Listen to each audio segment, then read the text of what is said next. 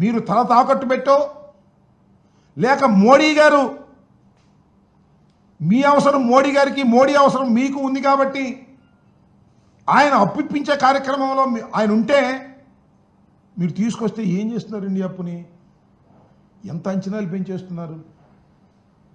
అప్పుడు 48,000 కోట్ల రూపాయలు మీరు టెండర్లు పిలుద్దాం అనుకున్నటువంటి టెండర్లని ఇవాళ 77,000 కోట్ల రూపాయలకి పిలుస్తున్నారు. ఎందుకు అంచనాలు పెంచారండి? అప్పుడు శాసనసభకి మీరు ఎంత ఖర్చు పెట్టాలనుకున్నారు, ఇప్పుడు శాసనసభకు ఎంత ఖర్చు పెట్టాలనుకుంటున్నారు?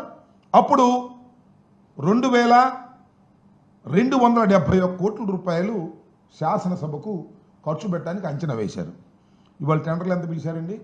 అదే శాసనసభకి 4,689 కోట్ల రూపాయలు.